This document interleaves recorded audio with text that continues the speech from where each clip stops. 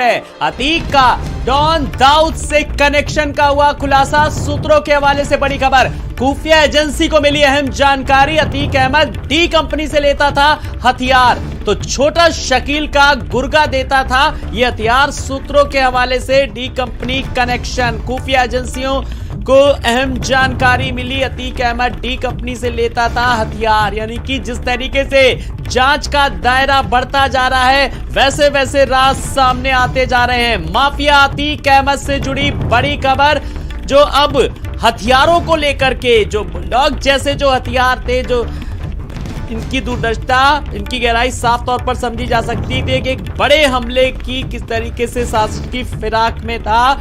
झांसी में एक बड़ा घटना को अंजाम देने की फिराक में था असद, और असद का एनकाउंटर हुआ। अब लेकिन उन हथियारों को लेकर के कि वो हथियार कहां से आए थे, कहां ले जाए जा रहे थे, अब आगे की क्या कुछ प्लानिंग थी, बड़ी बात यह है उन सबको अब ध्वस्त करना है। तो फिलहाल खुफिया एजेंसियां लगातार लगी हुई हैं जानकारियां जुटाने में, और अब जो जानकारी निकल करके आ पाई है, अतीक अहमद डी कंपनी से लेता था हथियार। सूत्रों के हवाले से खबर आ रही है, तो छोटा शकील का गुर्गा देता था हथियार, यानी कि जो छोटा शकील का गुर्गा था वो बीच की कड़ी था, वो ब्रिज की तरह काम करता था। धीरेन्द्र हमारे साथ लगातार बने हुए हैं। धीरेन्द्र, खुफिया एजेंसियां एक के बाद एक अहम जानकारियां जुटाती जा रही हैं। अब देखिए डी कंपनी से भी कनेक्शन सामने निकल करके आया है।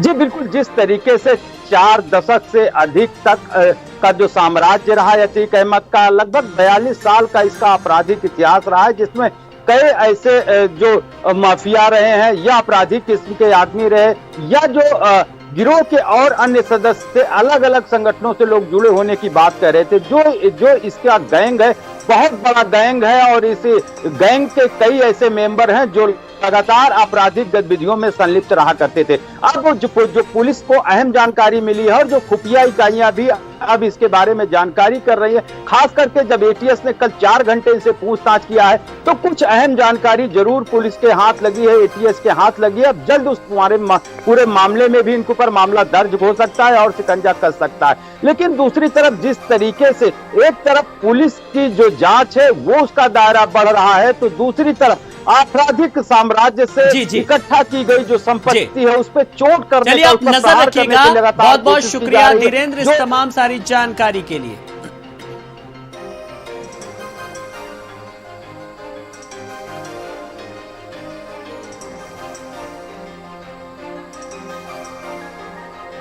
वहीं खबर मेरठ से, माफिया अतीक